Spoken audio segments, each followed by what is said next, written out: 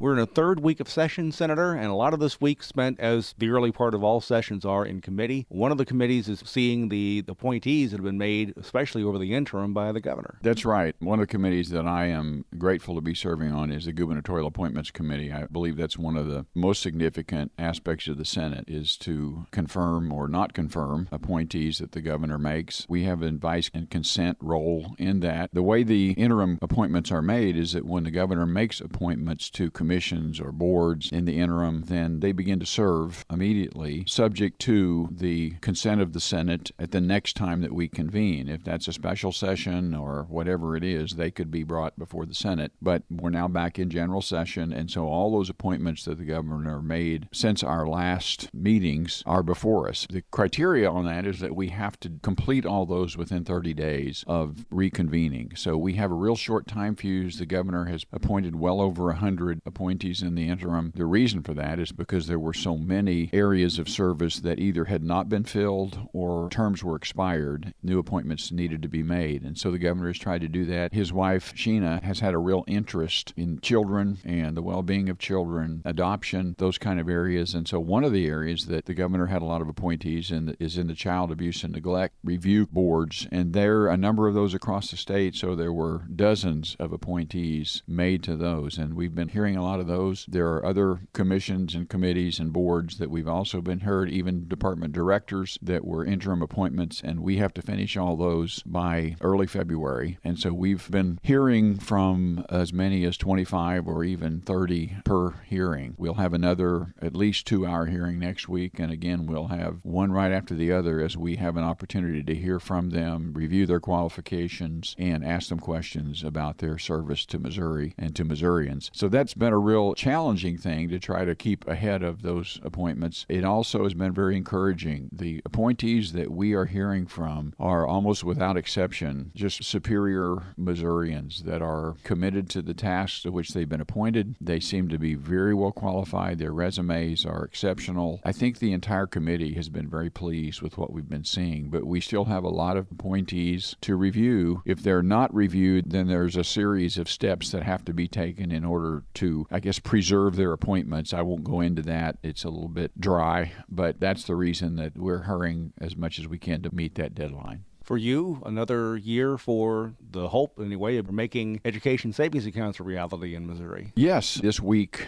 in Government Reform Committee, I chaired that committee last year. This year I was asked to chair the Commerce Committee, and so that chairmanship in Government Reform was given to Senator Caleb Rowden, who's doing a good job. We heard that bill, Senator Koenig's bill on education savings accounts. We just call them ESAs typically, and in that hearing, Senator Koenig did a very good job explaining exactly what the bill does. It gives parents choices in the education of their children. Some 18 states have made policy changes in the realm of public education where parents do have more choices. Several of those have done ESAs similar to what we're proposing in Missouri. I'm a big supporter of that. I filed the bill, almost identical bill last year. I filed another bill this year, although I think it has probably gone to the Education Committee instead of the Government Reform Committee. But we had excellent testimony in support of how this ESA program would work out for students, and heard from parents as well as from some of those folks who operate schools that might receive some students if parents feel like their children could be better educated there. It uses a portion of the money, the per student money that goes to the schools, so the schools actually gain financially in terms of per pupil money. With this program, it currently has a cap of about $50 million.